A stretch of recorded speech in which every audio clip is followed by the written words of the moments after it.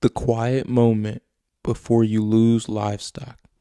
Livestock losses don't start with attacks. They don't start with blood. They don't start with noise. They don't even start with predators. They start with silence, a quiet change, a small shift, a moment most people don't notice. And by the time something finally happens, it feels sudden, but it wasn't. It started long before that. Most owners think danger looks obvious. They expect barking, chasing, fence pressure, visible stress in animals. So when none of that is happening, they relax. They assume everything's fine. But livestock protection doesn't fail like that. It fails quietly. The most dangerous phase is when nothing is happening, because that's when everything starts to happen. No alarms, no warnings, just subtle changes that feel harmless. The first thing that changes is position, not aggression, not obedience, position. The dog starts choosing slightly different spots, a little further from the herd, a little closer to comfort, and a little less anchored. And it doesn't look wrong. The dog still looks present. He's still calm, and he's still around. So owners don't correct it. But predators notice position long before owners do.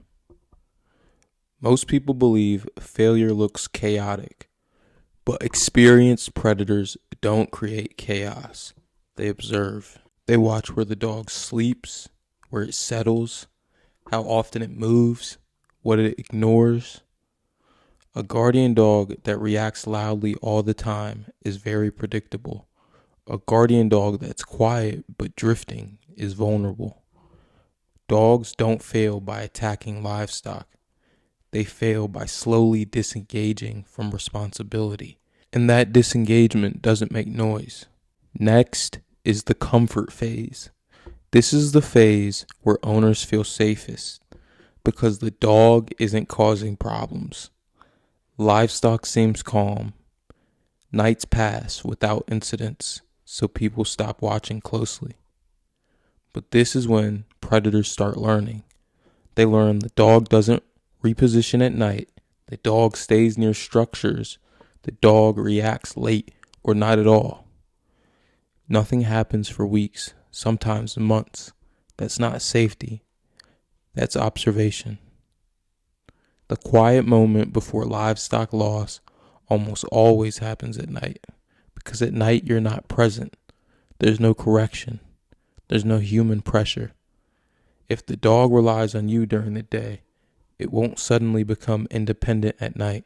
Instead, it sleeps closer to familiar scents, avoids open ground, leaves animals exposed. Owners wake up and say nothing happened, but predators don't test every night. They wait. Predators don't look for chaos. They look for patterns. A quiet farm with no losses isn't reassuring to them. It's informative.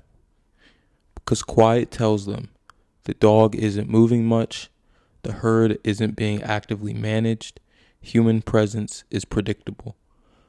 Predators don't rush into danger. They study it. They learn. Which nights the dog stays still, which edges are never checked, which animals sleep the farthest out. Silence gives them data, and every quiet night confirms what they're already suspecting.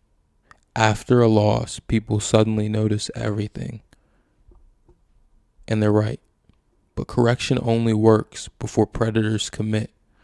Once a predator succeeds, pressure increases, confidence spikes. Repeat visits are likely. At that point, even a good dog is reacting to damage, not preventing it.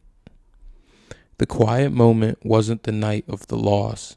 It was weeks earlier, when nothing happened and nobody intervened. If you want to prevent loss, you don't watch for attacks. You watch for absence. Ask yourself, where does the dog choose to sleep every night?